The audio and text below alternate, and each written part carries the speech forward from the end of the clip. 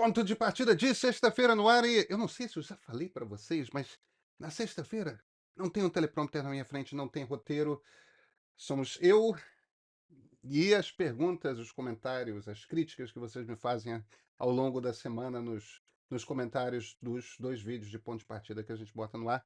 E temos conversas muito interessantes, conversas realmente interessantes hoje, eu gostaria de explorá-las.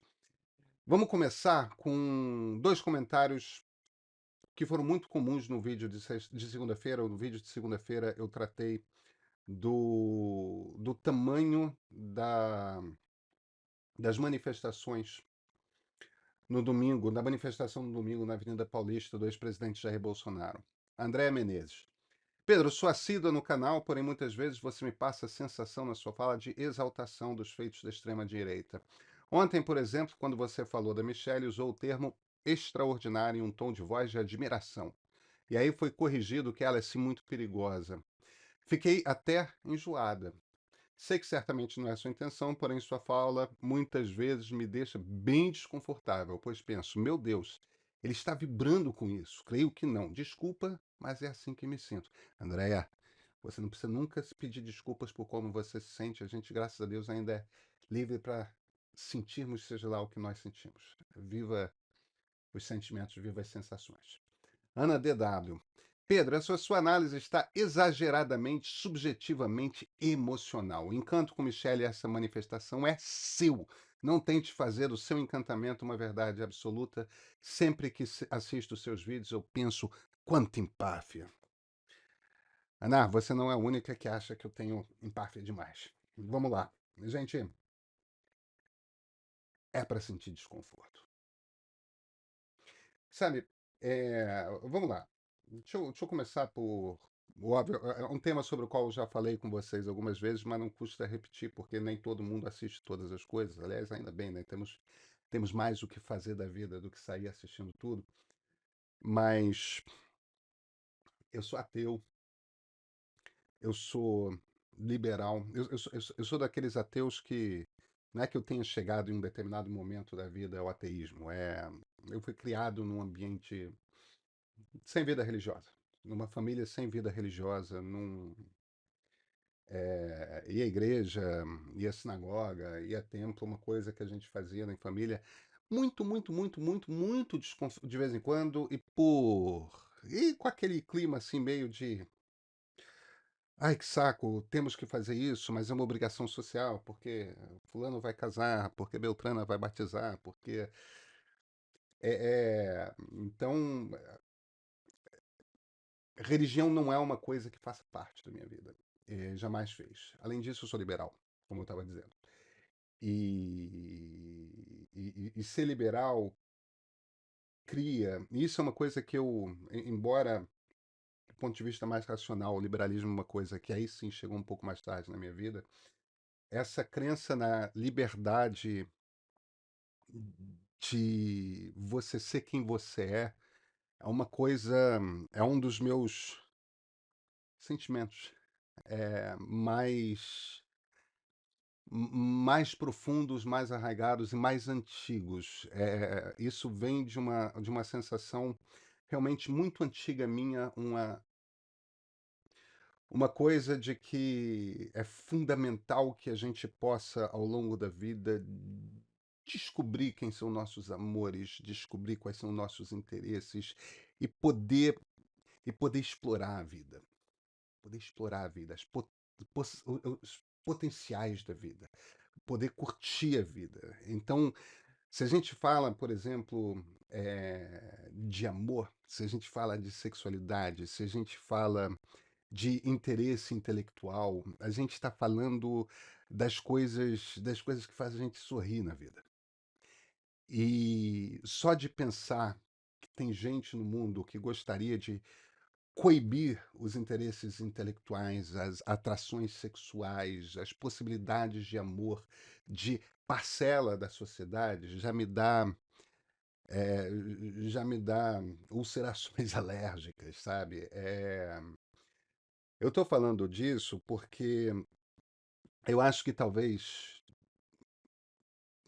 ideologicamente, filosoficamente, é uma questão cultural para mim, que não há nada mais distante de mim do que um reacionário.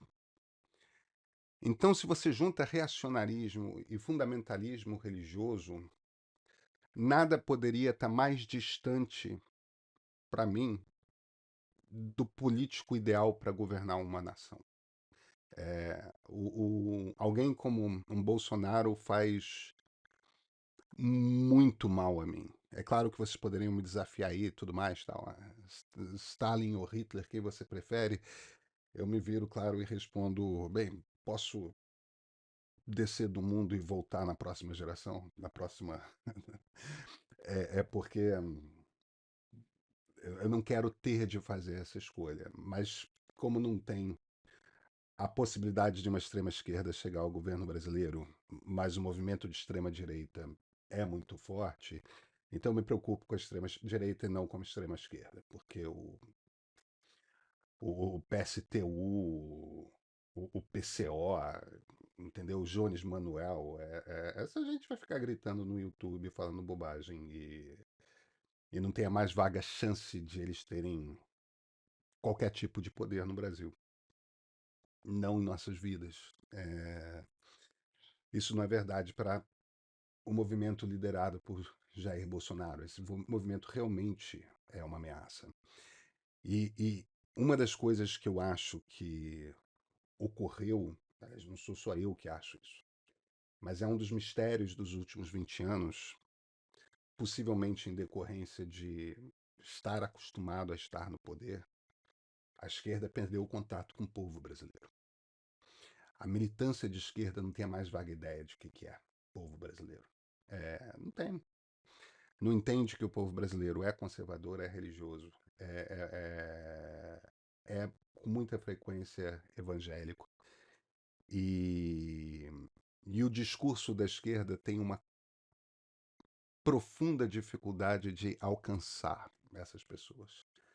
Porque eu não estou falando que as ideias de esquerda não possam interessar as pessoas, porque eu acho que podem, tá? Só que a maneira como a esquerda se comunica não alcança essas pessoas. A maneira como Michele Bolsonaro se comunica alcança essas pessoas. A gente não teve, durante o governo Jair Bolsonaro, contato com a primeira-dama. A gente não teve muito contato com a primeira-dama, fora discursos pontuais, por uma razão muito simples. Jair Bolsonaro é um misógino que prefere a mulher dele dentro de casa calada. Ocorre que Jair Bolsonaro está inelegível. E há uma pressão interna dentro do Partido Liberal, porque uma das coisas que o Partido Liberal, isso inclui e parte do presidente do partido, Valdemar Costa Neto, uma das coisas que eles identificaram é o seguinte: se eles tivessem tido um traço a mais de voto feminino, eles seriam eleitos. E uma das dificuldades de acesso ao voto feminino que a extrema-direita tem, porque o movimento bolsonarista é um movimento de extrema-direita, é o fato de que só tem homem falando. E, em geral, os homens são misóginos. Então, mesmo para as mulheres reacionárias que são chegadas no autoritarismo, mesmo para elas a coisa bate mal. Tem uma conversa muito grande sobre violência, sobre armas, sobre esse tipo de coisa, que é uma coisa que afasta mulheres. Mesmo mulheres de periferia. Por quê? Porque a arma mata criança, sabe?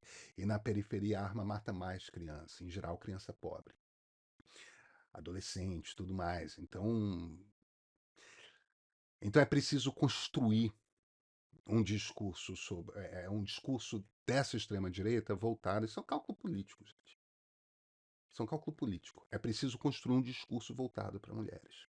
E uma das coisas pós-governo Bolsonaro que o Valdemar e a turma no entorno percebeu é o seguinte: cacete, a Michelle fala bem. E eles estão dando mais corda. E o fato de que o Bolsonaro está inelegível torna ela uma pessoa que começa a aparecer mais. Por quê? Porque certamente vai ser candidata ao Senado. Pode ser candidata a vice-presidente. Pode ser candidata a presidente da República. Eu acho muito difícil que seja candidata a vice. Desculpa, a presidente. Como candidata a vice, eu acho que ela é uma possibilidade. Quando eu falei na live de domingo que a Michelle é extraordinária e alguém se virou e falou e perigosíssima, essa pessoa não estava me corrigindo, essa pessoa estava concordando comigo. O fato de ela ser extraordinária faz dela perigosa. Perigosa por quê? Perigosa porque ela é de extrema direita, ela é uma reacionária ultra-religiosa, que faz um discurso ultra-religioso voltado calculadamente para evangélicos. E evangélicos representam o grosso da população realmente religiosa do Brasil. Uma população que não votou em massa em Jair Bolsonaro em 2022 por um motivo muito simples, porque algumas dessas mulheres preferiram ficar em casa ou votar no Lula. Por quê? Por causa da agressividade do discurso de Jair Bolsonaro. Se uma fração dessas mulheres tivessem votado em Bolsonaro, Jair Bolsonaro estaria no seu segundo mandato no Brasil e a gente talvez já tivesse perdido a nossa democracia, se não estaríamos em curso de perdê-la. A gente está falando de um sujeito que é um golpista. Então, se vocês estão se sentindo incomodados pela maneira como eu descrevo Michele Bolsonaro, incomodem-se, porque é para incomodar.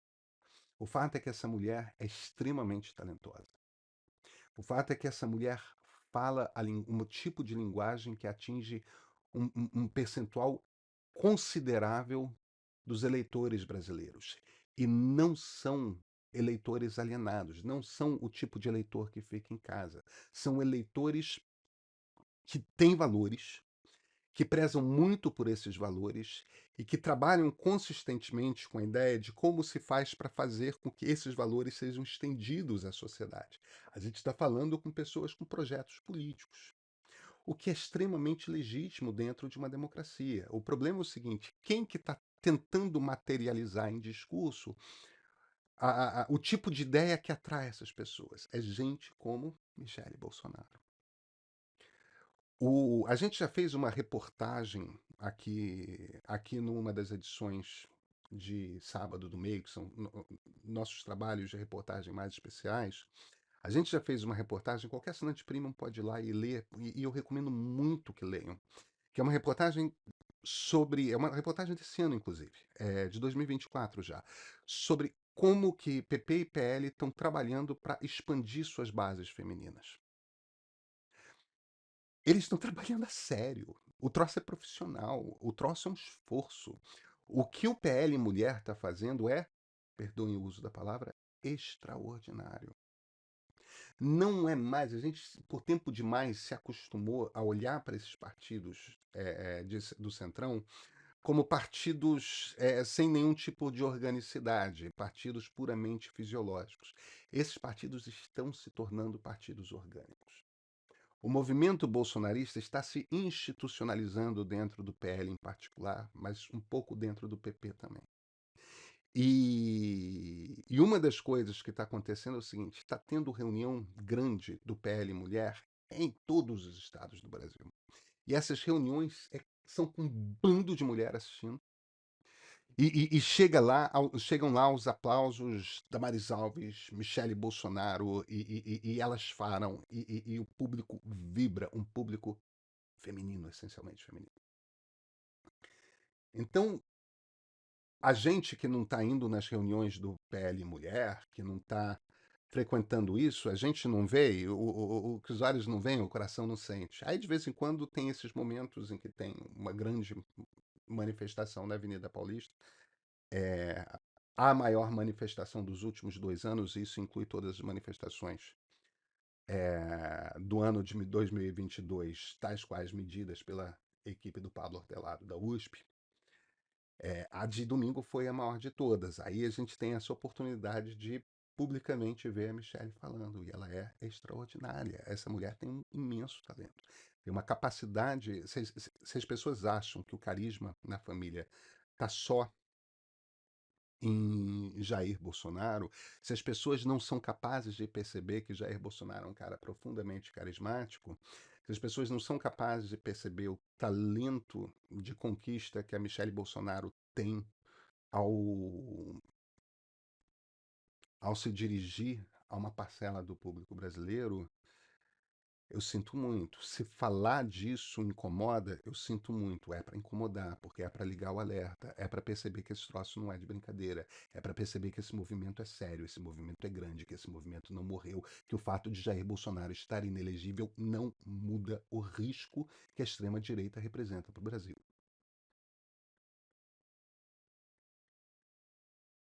Essa ficha em algum momento vai ter que cair. Tem gente demais tranquila. Tem gente demais achando que Xandão vai resolver tudo. Movimento popular você não resolve com canetada de juiz. Jair Bolsonaro vai ser preso? Eu desconfio que vai. Eu acho que é uma alta possibilidade de ele ser preso. O fato de ele estar preso não resolve o problema eleitoral. Pode resolver uma questão legal. Ele cometeu um determinado crime, ele foi responsabilizado por esse determinado crime e preso está. Acontece. Está tudo certo, vivemos numa democracia. Uma democracia é um Estado de lei. Se você comete crimes, se é condenado por uma corte de leis a, a, a, a regime fechado, para um regime fechado você vai. O problema é que politicamente isso não resolve nada. Lula foi preso por quase 2 anos, o PT não desmontou, ele não perdeu sua força política, ele estava eleito 3 anos depois de ter ganho liberdade. Percebe? É eleito presidente da República. Bolsonaro preso pode fortalecer o movimento. Uma coisa é a questão legal. A questão legal a gente acompanha jornalisticamente, tal, comenta, ótimo. Outra coisa completamente distinta é a questão política. A gente não vai calar com polícia e cadeia um movimento político orgânico. A gente vai modificar esse movimento se a gente souber entender o que esse movimento faz, onde está o apelo desse movimento e conseguir falar com as pessoas que fazem parte desse movimento para conquistá-las para o lado da democracia. E isso você faz entendendo o que você precisa falar, não o que você quer falar, na língua que você quer falar, mas entender onde estão os calos das pessoas, onde estão os incômodos das pessoas e, usando a linguagem que funciona para atingir o ouvido delas, usando essa linguagem, conversar com elas. Eu não estou dizendo para ninguém sair falando que nem pastor, porque a comunicação, evidentemente, tem que ser sincera. Michele Bolsonaro pertence a esse mundo. Eu não vou falar como pastor, não tem como. Gente, eu sou Pedro Doria, editor do Meio. A Luciana Lima está preparando um material super especial para a nossa edição de sábado. A fritura de Arthur Lira. Eu não acho que Jair Bolsonaro esteja fraco. Jair Bolsonaro está extremamente forte. Eu não diria a mesma coisa a respeito do presidente da Câmara dos Deputados. Entrando no seu segundo ano do segundo mandato, ele em fevereiro do ano que vem vai enfrentar eleições para a mesa diretora, ele não pode ser candidato e está cada vez parecendo mais que ele não vai conseguir emplacar o seu candidato à presidência da Câmara. E o que está acontecendo não é apenas o bombardeio do Palácio do Planalto do presidente Lula. Um pedaço importante do Centrão também está se virando contra o Lira. E a Luciana, a Lu conseguiu muito bastidor que explica o que está acontecendo ali na Câmara e por que esse é o nosso título, porque Arthur Lira está sendo fritado. Eu, se fosse vocês, li esse negócio, porque é uma das coisas mais importantes, é porque isso vai definir como vão ser os últimos 2 anos do governo Lula.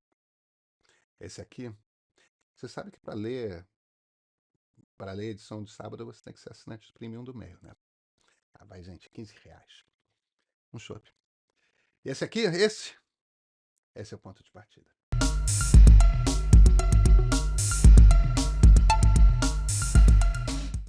A pergunta seguinte é muito importante, do Júnior Freire. Olá, Pedro, não ficou claro para mim nesse vídeo o que Lula está fazendo para afastar o centro, sinceramente. Outra, o Lula é de esquerda, ele tende a acenar para ela de vez em quando, e não sei onde isso pode estar desagradando as pessoas de centro. Do jeito que você fala, parece que o Lula tem de fazer um governo de direita para atrair o centro. Cara, eu acho que o problema é principalmente de comunicação, tá? Comunicação e política são coisas que andam muito próximas. Vamos lá. Não, o Lula não precisa fazer aceno para a esquerda. O Lula pode sentir a necessidade de fazer acenos para a esquerda, mas ele não precisa. Por que que ele não precisa? Ele não precisa porque, num país em que a esquerda não vai votar em outra pessoa, esses votos ele já tem. Ele precisa se preocupar com os votos que ele não tem. Ele precisa se preocupar em desmontar um movimento reacionário e antidemocrático que tem do outro lado. É isso que ele precisa. Então, me desculpa, eu discordo. Ele não precisa fazer nenhum tipo de aceno para a esquerda. Isso quer dizer que ele não deve governar a esquerda? Tem um Congresso de direita e foi eleito graças a uma aliança ao centro. Então, de esquerda, esquerda, esquerda, não. Ele não pode fazer um governo de esquerda, esquerda mesmo, porque ele não foi eleito para fazer um governo de esquerda, esquerda, esquerda mesmo. Vivemos num país que está muito à direita do que aquele em que o Lula governou em 2002. Uma coisa é você suceder um presidente social-democrata de esquerda, suceder a um presidente social-democrata de centro-esquerda, que foi o que aconteceu em 2002.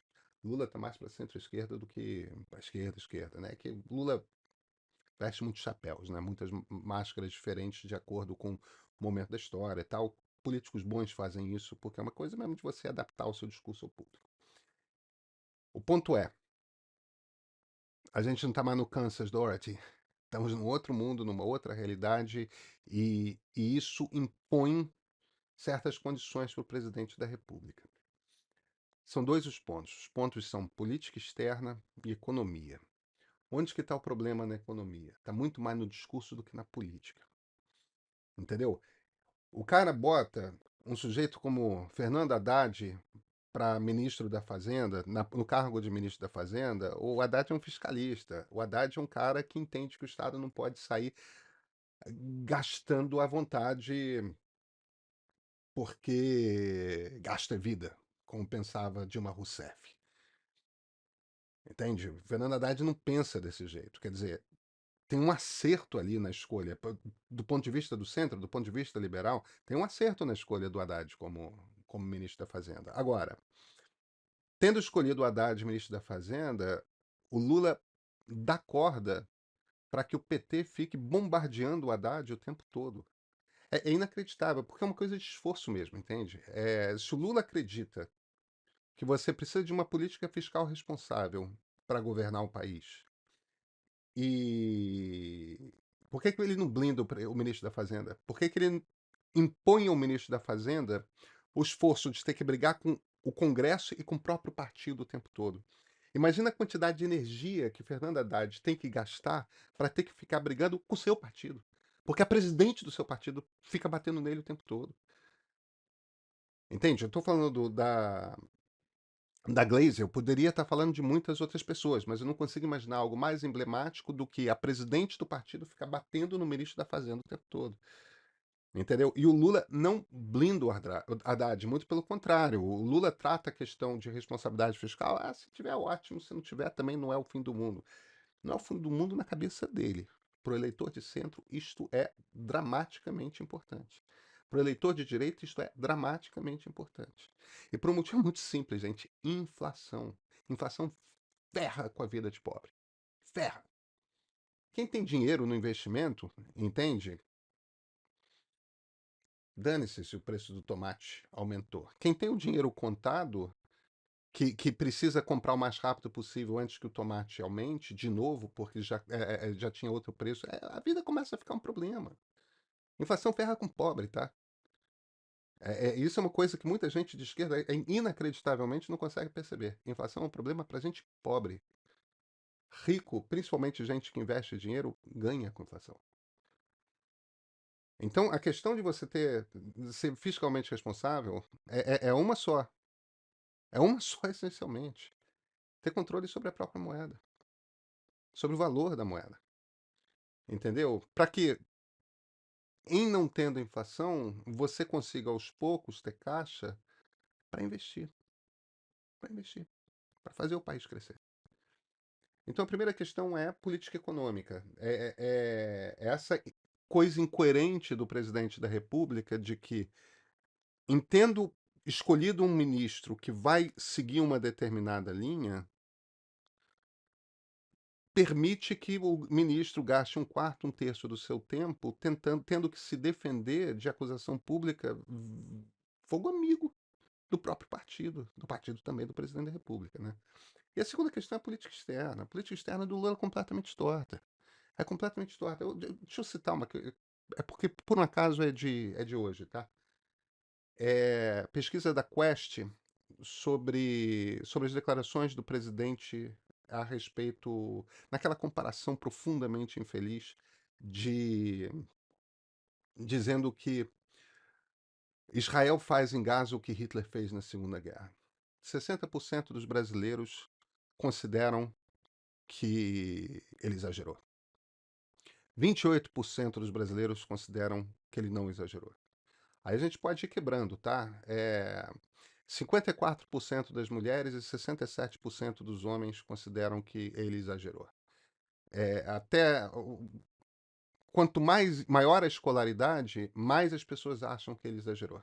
Ou seja, 69% das pessoas com ensino superior, 63% das pessoas com ensino médio, 53% das pessoas com até o ensino fundamental. Evangélicos, 69% consideram que ele exagerou, 57% dos católicos consideram que ele exagerou. E aí você vai, entendeu? O ponto que eu estou querendo fazer aqui é o seguinte: se 60% dos brasileiros acham que ele exagerou e ele se elegeu com 52% dos votos, isso quer dizer que uma quantidade grande de eleitores dele consideram que ele exagerou. Aliás, a gente tem esse número, tá? 43% dos eleitores do Lula, das pessoas que votaram no Lula, consideram que ele exagerou. E 45% das pessoas que votaram no Lula consideram que ele não exagerou. Ou seja, é par a par, é pau a pau os números, ele empata, até em termos de rejeição ao comentário dele, até entre quem votou nele. Entendeu? Eu estou falando de Israel porque é uma coisa que aconteceu agora. Veja, não é uma questão de criticar a guerra em Gaza, não, tá? Todo mundo critica a guerra em Gaza. A guerra em Gaza é um horror. O problema é que o tom que o Lula usa é um tom que você não ouve nem de líder de chefe de Estado em país árabe. Nem de chefe de Estado em país árabe. E, ao mesmo tempo, é uma passação de pano para ditadores como Maduro, como Putin, entende? Na guerra da Ucrânia, Putin matou entre 100 e 300 mil pessoas, depende de quem contou, tá certo? O problema de guerra é sempre quem conta, né? Porque uns contam para mais, outros contam para menos. Então, entre 100 e 300 mil pessoas. Putin botou duas cidades abaixo. Em Alepo, ele começou a bombardear, começando pelos hospitais. Primeira coisa que ele bombardeou, duas cidades, tá? Grozny e Alepo. Quer dizer, você tem um cara que faz horrores equivalentes ao que estão sendo praticados em Gaza,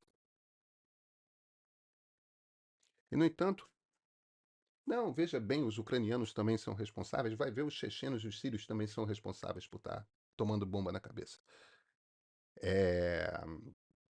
Então, a postura. E veja, eu estou falando aqui do ponto de vista do eleitor de centro e do eleitor de direita. Se você for pegar analista de política externa, entendeu? Os melhores do Brasil, todo mundo considera que o Lula está se isolando. Todo mundo eu estou sendo hiperbólico, evidentemente, né? Mas os melhores analistas de política externa olham para a política do Lula, tipo, não dá para reconhecer esse Lula. A política externa brasileira é isolacionista. E ela é isolacionista muito menos por conta de política, é o mesmo caso de política econômica, entende?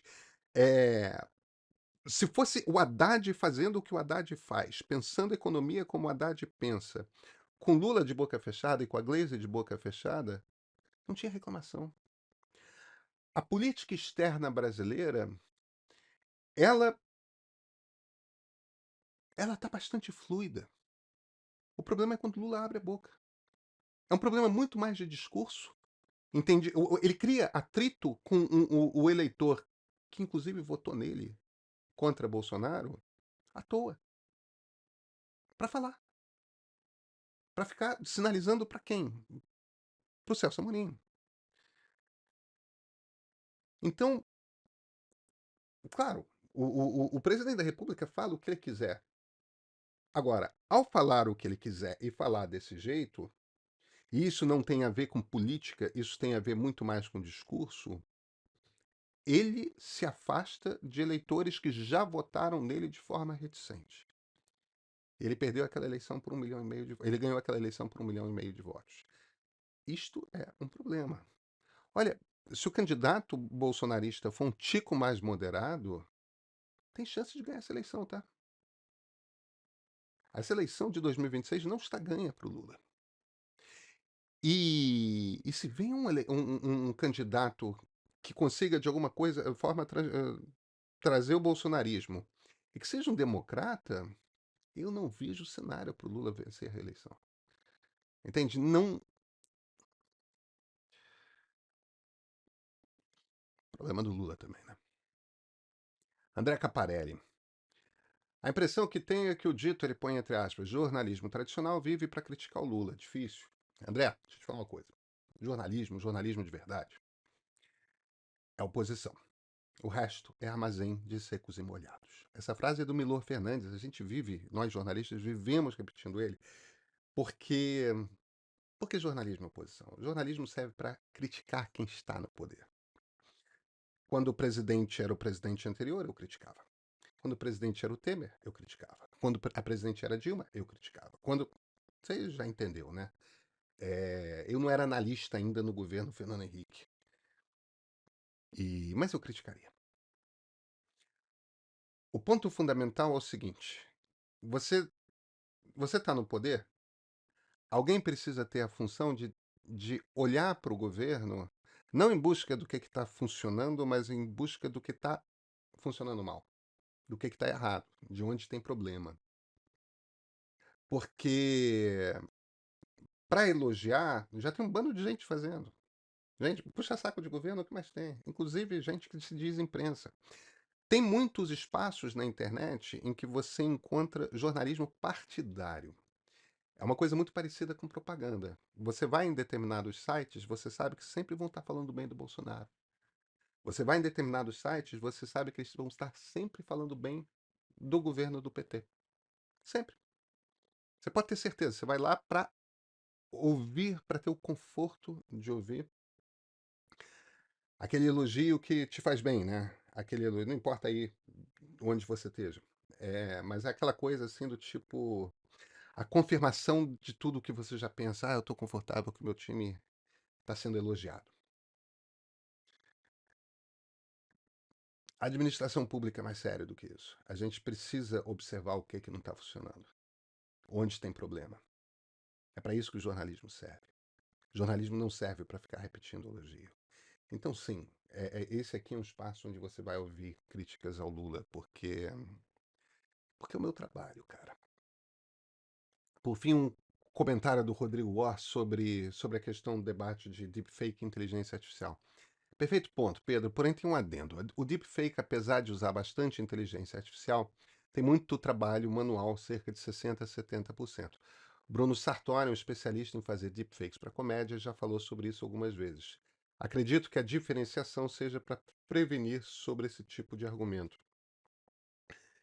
Rodrigo, vamos lá. Primeiro, o Sartori é genial. Genial. E ele faz umas coisas espetaculares com deepfake. Médio.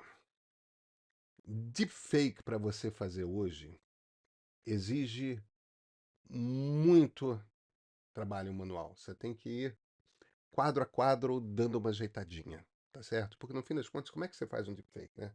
Você tem o rosto e você tem os pontos chaves, né? As pupilas, né? O movimento das pupilas, o movimento dos lábios, né? Essas coisas todas, quando que mostra dente.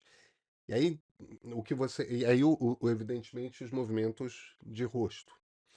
Então você pega, com político, com artista é muito fácil porque você tem uma quantidade muito grande de fotografias. Você alimenta o software com retratos daquela pessoa em várias posições de rosto, em vários ângulos de rosto e vários movimentos de olho e de lábio. Aí, tendo sido alimentado, aquela inteligência artificial tendo sido alimentada com essas diversas fotografias, ela olha para o rosto do ator e mapeia, né? Mapeia como é que estão os olhos, mapeia onde que está o nariz, onde que está o queixo, como é que estão os movimentos dos lábios, tudo mais. É, até a expressão, né? Da testa, tudo mais. E aí vai encaixando as fotografias adaptadas aos vários instantes a cada um daqueles quadros. Só que esse troço funciona mais ou menos. Se você já fez isso alguma vez, eu já fiz, esse troço funciona mais ou menos. Ele perde, às vezes, o movimento do rosto. Aí você tem que voltar naquele quadro. Não, peraí, a boca veio para cá, a boca veio para lá. Então você tem que ir acompanhando como ele faz esse negócio para você ter a expressão perfeita. Eu não sei se você já retomou o deepfake do João Dória. Eles fizeram um deepfake, até por conta da tecnologia de deepfake como estava naquela época, em 2018, em que o ator que faz o João Dória, ele está deitado e fica parado. Ele fica parado o tempo todo. E o motivo pelo qual ele fica parado e faz poucos movimentos de rosto, em essência acontece porque assim ficava mais fácil você encaixar a cara do. Naquela época, tinha acabado de deixar de ser prefeito de São Paulo e ia ser governador de São Paulo ainda. Já está uma tecnologia melhor e o Sartori faz isso, como você falou, brilhantemente. Mas o ponto é, conforme a inteligência artificial generativa avança, o trabalho manual vai diminuindo cada vez mais. Então pensa nessa tecnologia de deepfake de AI não como não como um movimento de para fazer deepfake dar esse trabalho, para fazer IA generativa dar outro trabalho. Mas pensa como a versão 1.0 e a versão 3.0. Está cada vez mais fácil fazer deepfake. E vai ficar cada vez mais fácil. Cara, 2025, 2026 é uma coisa de qualquer um faz com app no celular. Entende? Então, a diferença entre deepfake e uma coisa gerada com IA é uma diferença meramente formal. No fim das contas, tecnologicamente são coisas cada vez mais parecidas. Tá bom? Gente, hora de sextar, né? Até segunda-feira. E olha, muito obrigado pelos comentários de vocês. Eu acho que os de hoje, particularmente, acho que despertaram conversas muito interessantes e importantes.